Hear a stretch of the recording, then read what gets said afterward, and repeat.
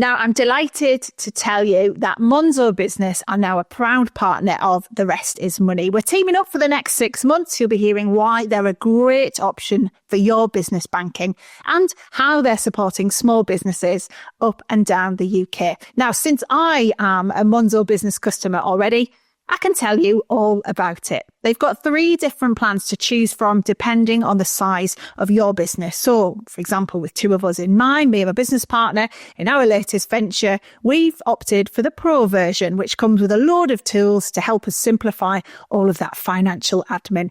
There's also Light for sole traders and Team for those slightly larger businesses that are scaling up. So why not join me and over 500,000 businesses already banking with Monzo Business and sign up for an account today. Only sole traders or limited company directors in the UK can apply. Invoicing is available with Monzo Business Pro for £9 a month and Team for £25 a month. T's and C's apply.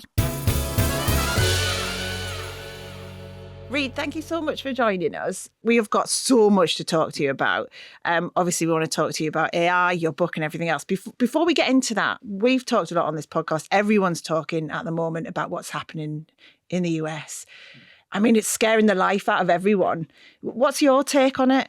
Well, unfortunately, I think fear and concern and anxiety are very good, rational responses.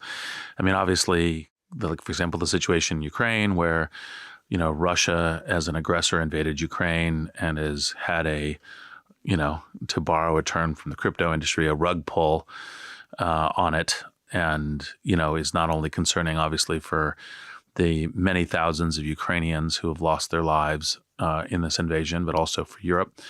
You've got concerns around approaching a government efficiency, which is a really good thing, but doing it in a way that you're incompetently firing nuclear inspectors and Ebola folks and all the rest as part of doing this. And that's all deeply, deeply concerning. And so fear, unfortunately, here is a rational response.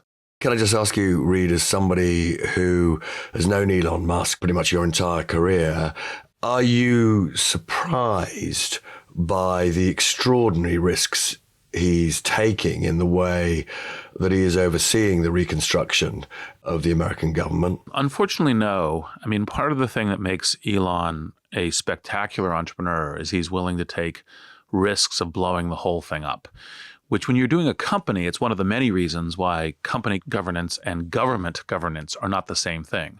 When you're doing a company and blowing the company up, most of the time, that's okay. Society gets along just fine with any company, particularly big banks and a few others, but any big company blowing up, that's fine. The government blowing up is obviously a disaster. It's something that's akin to the kinds of collapse you have during the French Revolution or anything else, a number of different things. And so that's part of the reason why approaching the government like you manage a company is unwise in the extreme. That's before you get to questions of lawfulness, cruelty, and other things. But I'm not surprised that he basically, that he thinks, hey, I've done this successfully with some really amazing companies, so it'll work here, so why not? Where do you think it'll end, though? Do you think Musk and Trump are going to get along in all of this as this happens? Or do you think there's going to be a spectacular fallout there? Well, I think that this is actually, in fact, from a Trump perspective, it's great because Elon will go apply a wrecking ball. If it works, then Trump will claim credit. And if it doesn't work, he'll fire Elon. But firing Elon, Julie, that's not going to play well for him. Well, I mean, there's different kinds of firing, right? I mean, there's you're not working on Doge anymore. You're working on our space program. As a sideways move. Yeah. Because just to be clear, one of the things that, we've talked a little bit about is Elon Musk's potential, if he turns on Trump, to do Trump harm is pretty spectacular, isn't it? Yeah, I think that, the likelihood that Elon turns on Trump is quite low. Among the positive attributes of the man is, he's very dedicated to his particular missions, getting people onto Mars. I don't think it will be useful for those missions for him to turn on Trump. So I think that's actually, in fact, unlikely. I just want to ask on the sort of more fundamental point. You are criticizing Musk for the brutal way in which he is applying his business techniques to government, essentially closing something down to see if everybody can get along without it. And we've seen with the demolition of USAID already the harm that that's doing to vulnerable people in Africa, for example. But do you agree with Trump and Musk that the US administration, the official side of the government, is bloated and does need reform? Well, I think every American business person, including myself, agrees that one of the problems with governments everywhere, but especially the US one, is that by not having the things we have in business, which is, kind of pressures that cause us to have cost accountability, so that we're always looking for how do we save money, of course it's bloated. And I think that, but the question is, it'd be very easy, for example, a simple thing that if you were less cruel and more actually focused on the mission, you say, hey, we're going to take the first 2 months and we're going to ask memos for everyone, as opposed to turning everything off. It's write me a justification. Of course, it's more work and you may miss some things because the justification sounds good, even though there's inefficiency. But then you don't do things like fire people who are trying to prevent Ebola from spreading, or fire people who are dealing with nuclear safety, or for example, in the USAID case, the death toll is certainly going to be in the thousands, might be already, and may even get to the millions. And, you didn't need to do that. You did that because you weren't willing to do the work for 2 to 3 months to actually sort it out before just turning off all the payments. It's interesting, your analysis of this, in the sense of, you can't just go in and treat a government, a public service sector, like you can a company, because there's loads of people who say that's what we need to do here. Like, we need to run, for example, maybe the NHS, we need to run it as if it's a company rather than it's a public sector service. So can you just explain a little bit more about why? Because there'd be loads of people who think we need that. There's definitely things. So corporations, companies, are the best organizational form that we have found so far in the history of humanity for taking structured and scaling risks and working efficiently in that way. They're the most efficient organizations that we have thus found. So I'm very bullish on them, and I invest them, create them, et cetera, a lot. And I think we should learn from them when we get to other sectors, whether it's government, healthcare systems, universities, a bunch of things. I think there's things to learn from them. The mistake is thinking they're the same, right? Yeah. And the one that I already, kind of illustrated is, look, if a company goes boom and blows up and suddenly, is basically just a smoking crater, it's a tragedy. Some people lost their jobs. Maybe there was, parts of the ecosystem that were dependent on it. But it's very easily recoverable. Yeah. Right. If a government blows up, that's a terror for all of society. And it's one of the reasons why the governance and risk is different. And by the way, you then get some inefficiency because of that. People don't realize that you're buying the price, the insurance that you're paying on continued stability is some inefficiency. So you have to accept some inefficiency. It's actually the nature of the beast, and you're better off for it. It's like buying insurance, right? It's like, oh, I'm going to do my company. I'm going to have my house, but I'm not going to buy insurance. It's like, whoa, if you don't have insurance on your house and it goes boom, that's a problem. Yeah. And so can I just ask, Reid, as somebody who, described Musk just now as, probably one of the great entrepreneurs of all time, as I say, you have known him for decades. Why doesn't he get this? It's because to him, this is his hammer and everything looks like a nail. And, he doesn't particularly consult with people. He doesn't particularly seek other expert advice. He thinks that on almost everything he knows better than everyone else. Since these were private conversations, I'm not going to talk out of school, but I have heard a number of assertions where he goes, I think X is true. Actually, I'll do the one that's funny. Elon once said when we were at a dinner, everyone smart I know knows we're living in a simulation, right? And I was like, well, am I smart? And he's like, yes. I'm like, well, then your statement's not true. Yeah. And then he doesn't accept that? No, he doesn't accept that. Yeah. It's interesting because AI is your big thing as well, isn't it? And, we've been talking about how AI could be the thing that revolutionizes everything for us. Robert and I keep saying about it being the next industrial revolution. And you talk about it giving us superpowers if we harness it properly. we can use that to change for good. Yes. Do you think, the politics aside, that it's going to be AI that gets us through all these troubles anyway and that gets us back on track? Politics can ruin everything no matter what the technological solution. So I think one can never fully come out of how we govern ourselves, both as countries and as global orders, which I think the global order is also very important. But on the other hand, I think when you say, what's the things that we can do to make the best possible great things to elevate humanity over the next few decades, I of course think technology is that. And AI, it's one of the reasons why I wrote Super Agency. It's one of the reasons why I do, the Possible podcast. This technology is probably the most significant technology that we have created thus far. Oh, now it builds upon it. You say, well, is it more significant than fire? Is it more significant than agriculture? Well, we wouldn't have gotten to AI if we hadn't done those. But it's incredibly significant because if you think about, we can add intelligence and intelligent assistance to everything that we do in the world. So, for example, it's kind of a classic critique of AI is like, well, it's going to negatively affect climate change because we're going to be running these large data centers with a whole bunch of electricity. Well, if we're actually running these large data centers with a whole bunch of electricity on that, among the things we're going to be doing is saying how to figure out how to run the grid better. We actually already have proof points about how AI applied to electrical efficiency can, within the Google data center, really maximize. DeepMind figured out how to do 15 to 35% electricity savings there. So intelligence to everything helps everywhere. Yeah. And that's why it's so huge. And you call it, and essentially, if you harness this correctly, you can have a new state of super agency. What does that mean?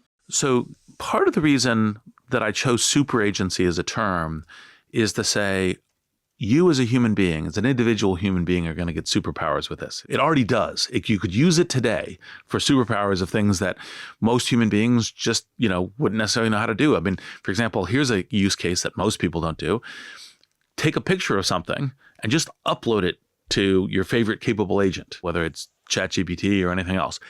The AI will figure out why you've uploaded a picture and then start answering what your thing is. Like you're looking at a microwave going, I don't know how to use this microwave. Yeah. Take a picture, goes, oh, you're going to try to use this microwave. What are you trying to make? And I'll tell you what buttons to push and what to do. That's adding intelligence to everything. And that's obviously a micro example, which gets much more serious, medical, other kinds of things. I've done it with a plant, actually. A plant? And how did it work? Yeah, it was really good because I've got a lemon tree that's dying. And so I uploaded a picture to ChatGPT and it told me that I needed to put coffee granules in it to bring it back to life. And it totally worked. Oh, well, yeah, there you go. Anyway. Yeah. But literally, the thing is, what you don't realize is you can add intelligence to everything. Yeah. And that's amazing. And including, for example, in a bunch of the areas where people are critical of it. It's like climate change. Like, no, this is going to help, efficiency. And by the way, maybe in its most extreme cases, maybe it'll even help us with like getting better at inventing fusion, which is why technology is so important. Fusion plus geoengineering is the climate change solution. Anytime that we're not spending energy on that, we're actually not getting closer to, climate change solution. I think both Steph and I share your optimism about the potential of AI to increase our living standards, increase the quality of our life, if adopted and rolled out in the right kind of way. But there are also economic risks, as we've seen in other industrial revolutions, when you increase productivity in the way that AI does. Some of that will translate relatively rapidly into higher living standards for those individuals, but some of it may lead to people losing their jobs. How do you see the role of government, in a sense, in maximizing welfare, in maximizing the benefits for people? So, and by the way, that just reminded me, I didn't fully answer the earlier question, but part of super agency is not just superpowers for individuals, but once a large number of people get the same superpowers all at the same time, then we get superpowers as a society, and it's part of super agency. And so, for example, as a car parallel, car helps, I get a car and helps me be mobile and commute to work, possibly live outside the city, et cetera. But then when my doctor gets a car and my kid is ill, the doctor can come do a home visit. And that's part of the super agency side. Now, for the government question, I think the Industrial Revolution is an extremely good parallel for what's happening with AI. I call it the cognitive Industrial Revolution. And I think that it's both from the amazing upside. We don't have anything of our current society. We don't have the middle class the way we have it. We don't have higher qualities of life, et cetera, without having gone through the Industrial Revolution.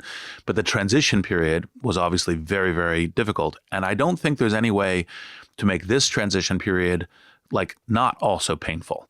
I think the question is how do we learn both from the previous transition, like Industrial Revolution or electricity or anything else, and how do we make this more human, more graceful, not zero pain? So not zero pain, Reid. And if you look back to the original Industrial Revolution, we had this long period of stagnating wages for hundreds and hundreds of thousands of people.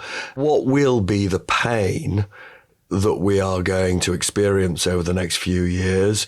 And then what would that mean, for example, to redesigning welfare systems, redesigning education systems? So look, I think the pain is going to be you add intelligent co-pilots to everything. That basically changes the vast majority of jobs. Some jobs will even actually just kind of go away. Like, for example, I think any job that we have human beings trying to act like robots.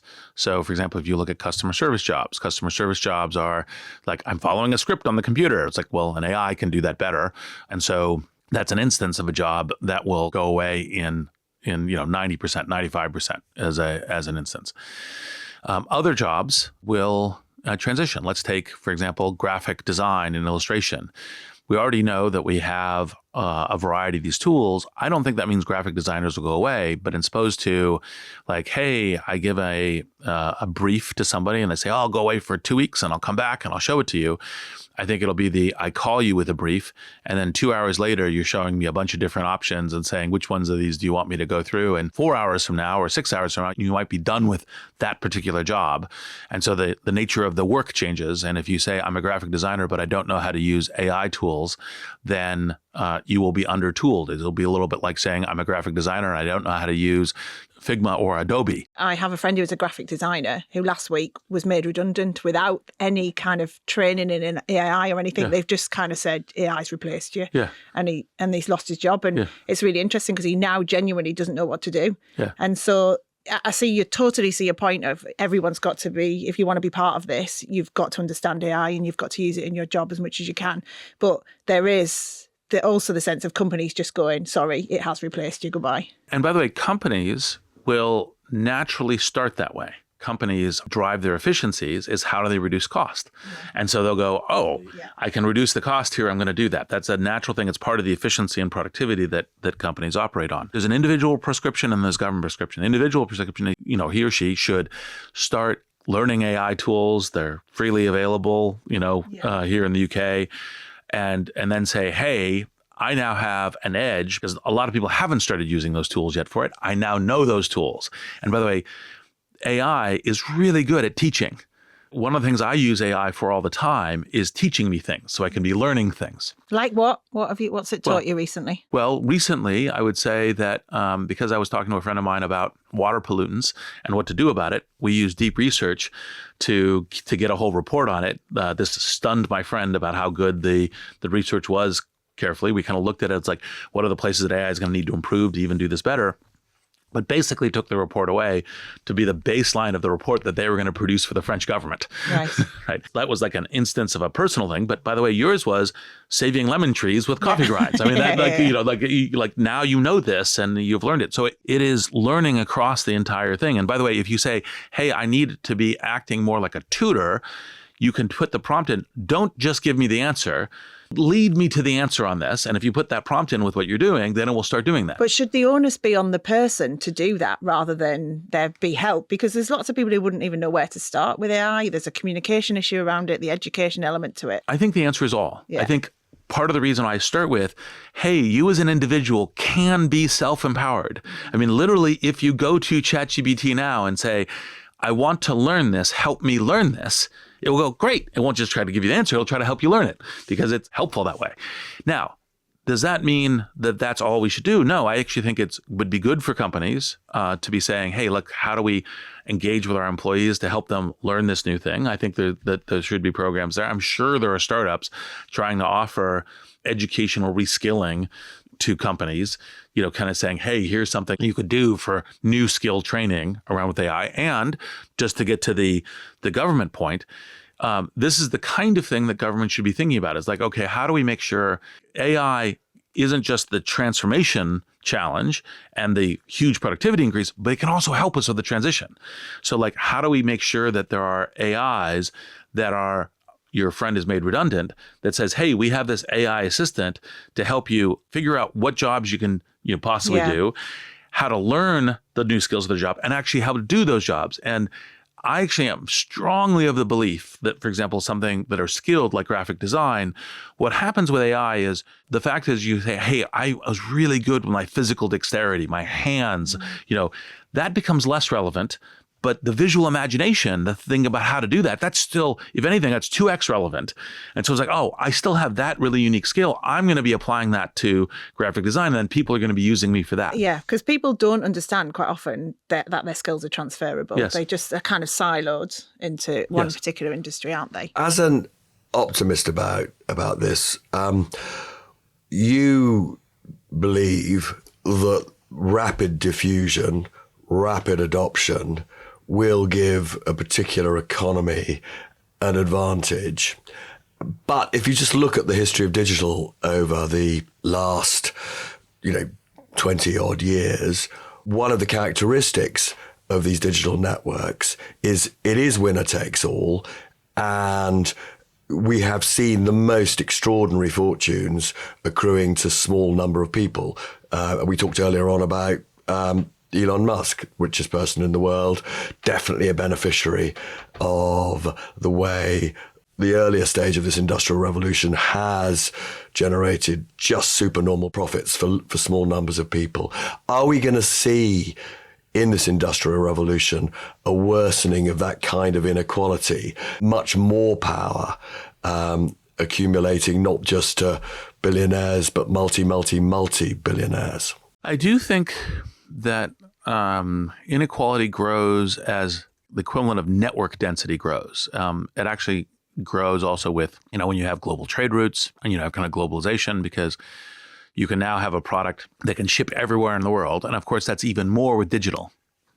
Because with digital, if I have the thing that is 5 or 10% better that I'm offering through the internet, through mobile, then much higher percentage of people will adopt it, because, it's kind of like if people need an illustration, it's one of the reasons why Amazon and Walmart, when they spread into places, it creates problems for small businesses, because they can use their scale of offering these products, and then the small business doesn't have the ability to compete on that 10% margin of price or price to quality and that kind of thing.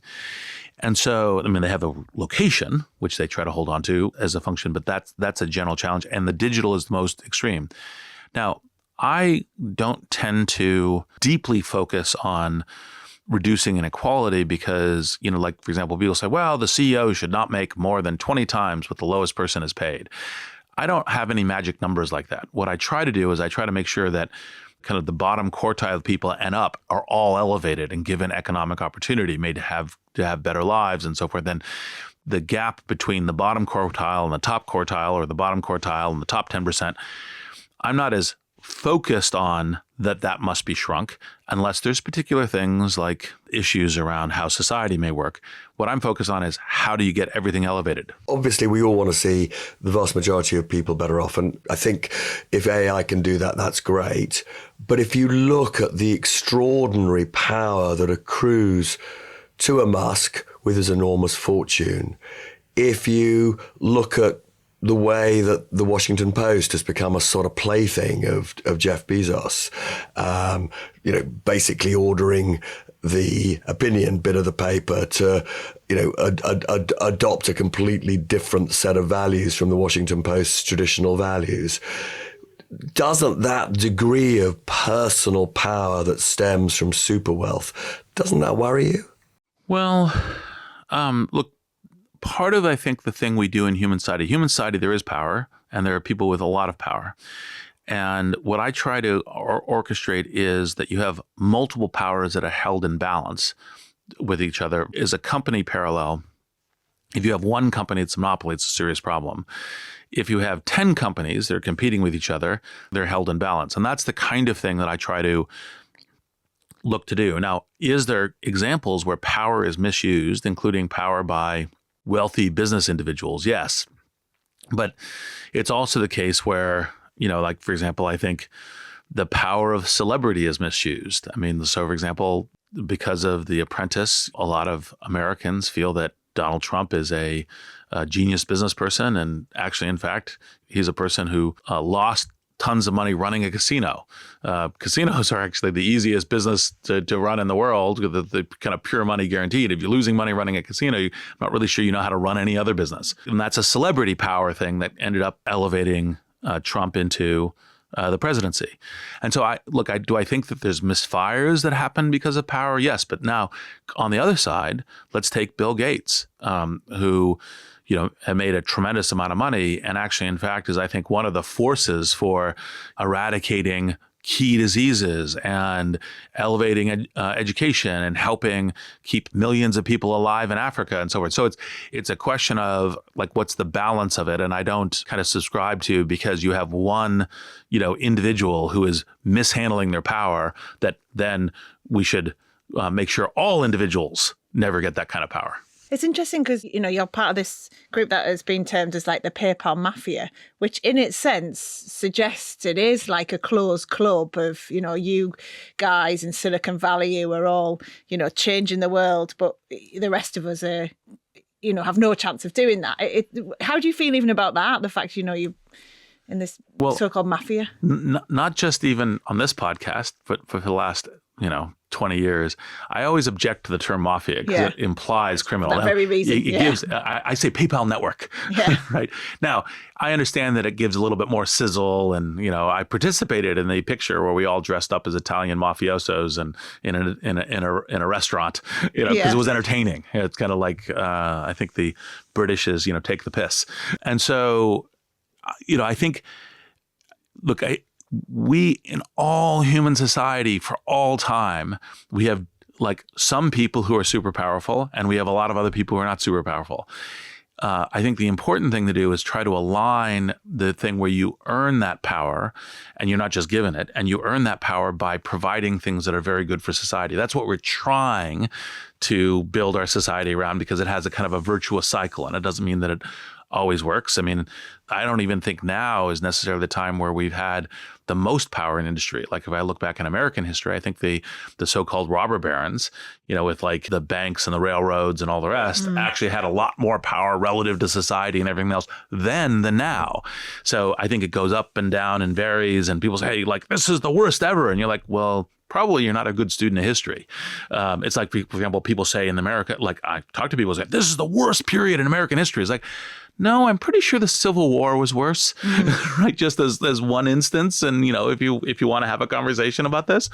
And so I think that there is inequality, and I think there's particular kinds of inequality that you really want to steer against. But what you're really trying to do is make sure that the system by which people either make money or get power and else feeds back into a society making progress and the general elevation of everybody in society. And that's what I really focus on for that reason. Can I just ask, therefore, in terms of reaping the maximum benefits from artificial intelligence, I think, Steph, you and I all agree that rapid adoption in the UK by businesses, by the public sector of AI could make a significant positive contribution to productivity. We've had zero productivity growth for about 15 years in this country.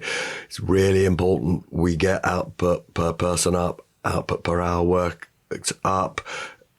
AI has that potential. But one of the really absolutely dramatic differences between, let's say, the UK and the US and China is we have no large language models that have been developed here. We have a scarcity in the UK of powerful supercomputers, what they call compute capacity. How much at a disadvantage does that put a country like the UK in this industrial revolution vis-a-vis America or China? Well, first, the answer is a little bit more complicated than your question because DeepMind is only, maybe 10, 12 miles from where we're recording this right now. But it's owned by Alphabet. It's an American company. It's an American company, but it's also the headquarters for this particular business unit is here, and all the talent doing it is here. But an enormous amount of the engineering and development for DeepMind goes on in Silicon Valley. I mean, we've talked about... No, there's a ton that happens. There's a ton that happens here, but even so, look, it's a source of deep regret, frankly, certainly to me, and I think to Steph, that DeepMind felt it had to sell to Alphabet to scale up. But that's a sort of slightly different conversation for a different time.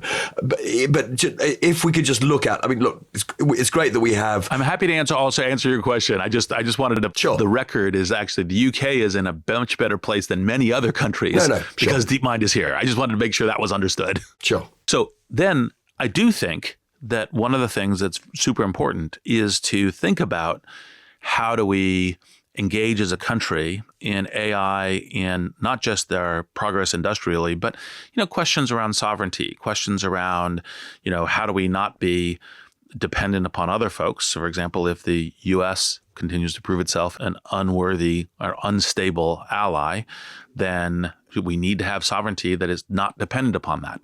That's exactly part of the reason why a good, stable global order is a good thing, because you can function in alliance as well. Now, the good news is I don't think that to have good AI capability, you need to have the million GPU computer onshore. I think there's various ways to get good enough AI. Some of it is working with the hyperscalers, like, for example, just like DeepMind is working with the compute in Google to build stuff. And what you really want is the software. And so as long as you can get to the software, like this is one of the things that when DeepSeek came out and they're like, oh my God, what does this mean? It's like, well, actually, this is showing that if you do distillation and use these models, that you don't actually have to be the million GPU computer to have some things that are valuable and some sovereignty with that and some onshore governance that even if something else was turned off could work for you. And that gives you an instances of how you can play that game, because not everybody, very few people probably outside the US and China are going to build the supercomputers. But for example, because all of the hyperscalers, Google, Microsoft, Amazon, et cetera, want to maintain good relationships with a number of countries, like working out ways that you say, hey, how do we use your computers to build the software that is then our sovereignty software? I think that is completely doable. Is there a world, however, and we're seeing some very extreme things from Donald Trump at the moment, but is there a world in which he so falls out with Europe that he simply says to, the Alphabets and the Amazons, you're not to provide your cloud-based compute to Europe? And in which case, at that point, we don't have the sovereignty that we would like, and we become the thing that we all fear, which is some kind of, vassal state or vassal continent. So if I was worried about that, and by the way, hard to predict how crazy or unstable, given what we've seen in the last week with Ukraine and Zelensky, how crazy it will go. And that's part of the deep, deep concern on this stuff. What I would do if I was European governments is I would work out deals with the hyperscalers to say, well, we are going to facilitate certain things, but we want you to build at least one of those mega computers here, because if we are frozen out in this future thing, then we can say, all right, well, we're, maybe even have a contract right that if you're frozen out by public policy, then we can nationalize the local data center and we'll work out a mechanism in advance. Then I would do that. And that would be the best way to get, a significant computer onshore. That would take a lot of government will. I'm pretty sure that all of the hyperscalers would be willing to do that. It's legal to do now, and they will follow the law. They'll follow the U.S. law. That would be the kind of thing that I would then do if I was a government with that concern. But wouldn't Trump then just kick off and try and block it from happening? Maybe. Yeah. And then in which case you'd have to build it yourself, which is much harder. Can I ask you on the point of the kind of AI capability? It needs an incredible amount of energy. You were talking about energy earlier and about geoengineering. How do you see that working? Because geoengineering is fascinating to me. It's this idea, isn't it? This sense that it's kind of interventions into soil and oceans and the atmosphere to try and stop the climate acting how it naturally would. Yep. Two things. One, because it is classic to say, oh, AI is going to use all this energy and it's going to contribute to climate change. One of the things that all the hyperscalers have done is they have all committed to their new data centers being green energy. And so they're putting in billions of dollars of equivalent of venture capital to geothermal engineering, wind, solar, water, all of this, which is part of the thing that's beneficial to society. Because as that energy is developed, then you build more of it, and more of it then begins to be powering cities and other kinds of things. So this is part of the reason why on the energy side, I literally think that it's like the environmentalists who are saying nuclear is bad, and so we're going to stop nuclear, and you have a whole bunch of coal plants that are built because you did that, and your net impact on the environment was really terrible. So it's like, no. AI for, these data centers for building clean energy and helping the climate is, I think, good. Now, second point, geoengineering. One of my frustrations with, this is generally speaking, the more lefty political movements on this stuff, about them resisting geoengineering is I don't see any environment where we're charting out, what's going to happen between China, India, Nigeria, and also the West, that you're not going to continue to build and industrialize and make a middle class in those societies, and that will increase the climate temperature and impact. So then you must be experimenting with geoengineering. It's like, okay, let's try to put a little bit of sulfur in the atmosphere and see what happens. Does that help us cool just a little bit? Starting to do the experiments. Could we put up some satellites on Lagrange points and have them extend like foils, like umbrella a little bit? Could that work? To do these kinds of experiments and do them small first. How do you do it small though if you're putting sulfur in the atmosphere? Well, you put a little bit of sulfur in the atmosphere. Yeah, but then doesn't it just dilute? And then... No. And by the way, one of the reasons to do sulfur is it falls back to there. You're going to have to keep doing it. It's going to be like an industry of doing it if it actually works, because within a year, it all falls back to the ground. It just blows my mind, the idea that you can kind of do that on a small scale, but yet obviously the climate is yes large scale. Yes. And by the way, you can't, you put it up in some place. This is like Kim Stanley Robinson's Ministry of the Future. You put it up in one place. You can't just stay there. It actually goes to the air, brings it to other places. Yeah. And so it's not like we could just run the experiment in country X or over the ocean. But you can start it with a small amount and see what happens with a small amount. And the likelihood a small amount does anything that's really, we've had volcanoes explode and put up a huge amount, and the world didn't end when a major volcano did that. Normally the area around it does though, doesn't it? Because it's delivered that particular way. But also that's not because so much the soot or the thing that's in the air, that's because of all the lava and all the rest of it. Yeah. But you don't, you do small, right? Not large. And you measure it intensely. So you're an optimist then about climate change in the sense of you don't think it's going to be the thing? I'm an optimist if... Let's see, what's the polite way of putting this? Don't say it politely, just say it how you want to say it. If we lose our stupidity and start focusing on this as a technological problem. Right. On maybe issues of stupidity, we've already referred to the fact that Donald Trump is dismantling so much of what kept the world prosperous and safe, whether it's imposing tariffs, whether it is essentially abandoning Europe and the security needs of Europe by refusing to supply military aid weapons to Ukraine, a rift in the American-European alliance that has really, as I say, kept the world much safer since the Second World War. But I like to look at the positive here. There's been a real shock to leaders in Europe, including in the UK. And it's not just that we're now seeing a massive increase in defence spending. It's not that we're about to see significant rearmament in Europe, which tragically we need. I think there's also now a recognition that Europe's low growth is doing tremendous harm because our viability to stand up to a bully like Trump is undermined by this low growth. You, in your book, talk a lot about the right kind of regulation that will allow us to reap the benefits from AI. So I guess as sort of simply as possible, what would you say to European leaders, not just UK, but all of Europe, in terms of what the regulatory structure needs to be to get the most out of artificial intelligence so that this continent can thrive? Well, there's a different answer between Britain and Europe because I think Britain is much more with it. The current government is understanding that. It's one of the things early that the various folks, Peter Kyle and others, are driving forward on this. They have the foresight and intelligence to even ask people like me to say, hey, what are the things that we should be doing that would help with this exact question because they care about it. And you're clear that they're listening and they're going to adopt the kind of framework that you believe in? 1,000%. They'll adopt the framework that they think is right, but they are hearing my position and arguments about what things would help, and they are engaging in it and talking about it and asking questions and so forth. And the only other place within, call it the European theater, that's been the case so far has been France.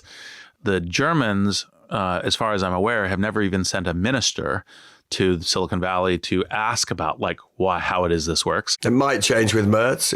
It might, and I would encourage them to do so. I met Macron before he was president because he came out as a minister. Yeah. It's like, what's going on in Silicon Valley? How do I learn what's going on here? And how do I help France with this? And are you always open when people come and ask you all that? Is everyone open? I am open for anyone that's from, call it a Western, principled democracy. Right. Anyone from a Western principled democracy shows up. And then that even extends to places like Singapore. I usually end up meeting ministers from Singapore every year or two because they come through town trying to figure out what are the things that we should be learning. Because I think that's part of my responsibility as a citizen, as a world citizen in this case, to try to help in each of these cases. Are you rare in that sense, though? Is everyone? I'm probably somewhat rare, but I also know of other people. So when, for example, George Osborne came over when he was shadow minister, actually. It was before he was in government. And so I've known and highly regard George for a number of years because it was like, hey, what should I learn here that I can bring back to my country and help?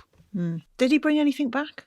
I think he did. I mean, he's certainly been smarter and ahead of, for example, I think they're setting up Tech City, trying to get those visas the right way, trying to get actually software entrepreneurship going broadly, trying to do tax schemes to encourage the construction of the companies that could help with the industry. I think it was a whole stack of things that he ended up doing after thinking about okay, what is useful here that I could bring back to the UK? And so I think that's important to do. Now, on the other hand, what you actually see in Europe is things like the EU AI Act, which is, our most important thing is try to rein all this in.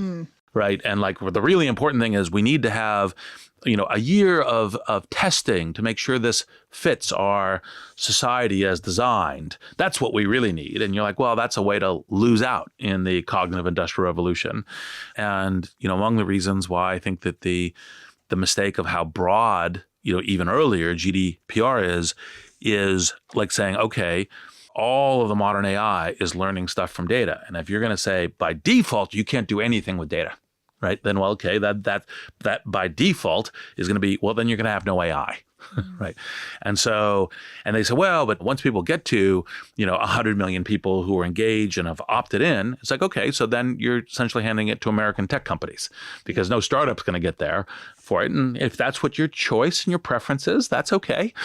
Right? I have a belief in American tech companies. I mean, one of the things I used to say at Davos to try to get, European leaders, the EU Commission to wake up. It's look, keep doing your policies. You'll hand the entire tech industry to us. And then once we build it to scale, we'll bring it over and navigate your tech policies. And then, we'll be providing all the industry here. If that's your plan, it's working very well. You should stay with your plan. God, it's a disaster, isn't it? It's deeply depressing. Now, of course, the reason I was saying it was to try to get them to look, I think it's far, far better to have Britain and Europe developing and playing it. I think it's better for the US. I think it's better for the world.